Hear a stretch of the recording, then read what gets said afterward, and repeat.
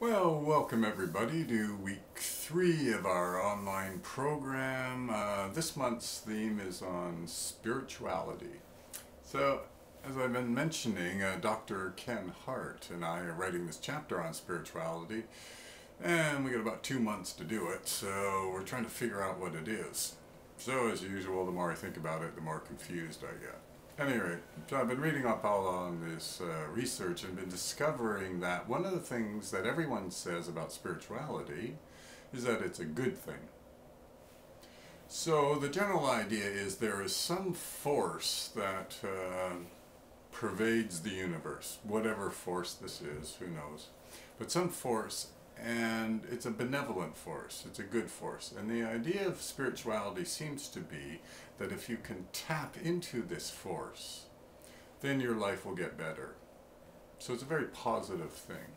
Now we know from the research that people who say that they're spiritual, they tend to have fewer headaches, fewer stomach aches, fewer aches and pains.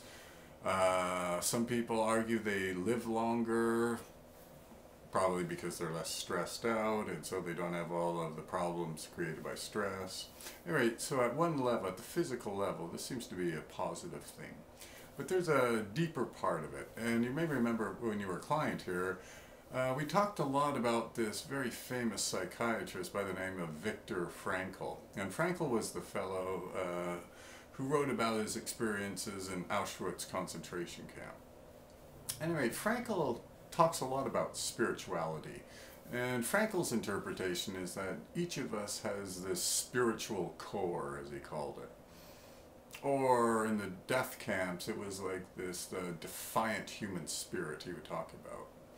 And he said if they didn't have this kind of spirituality, if they didn't tap into this spiritual core, and just an aside here, Frankl was much more of a philosopher than he was a scientist. So anyway, he talks about this tapping into the spiritual core, and that if they did not do it, then they would deteriorate. So usual routine would be, they would be given these work vouchers, which then they could trade in for cigarettes, which then they traded in for more food. And Frankl mentioned that if they didn't trade the cigarettes for food, this was actually a sign that their lives were deteriorating. And Frankl actually mentioned no amount of talking to them or anything seemed to be able to help them. At any rate, there's another example of this positiveness of the spirituality, of the spiritual core, that apparently, according to Frankl, this is what allowed people to survive the Nazi death camps. So this is a very powerful thing, this very positive force, this whatever this spirituality is. Anyway, it's something to think about. And again, the online program is there. Got some questions for you this week. You can fill it out, and we'll see you next week.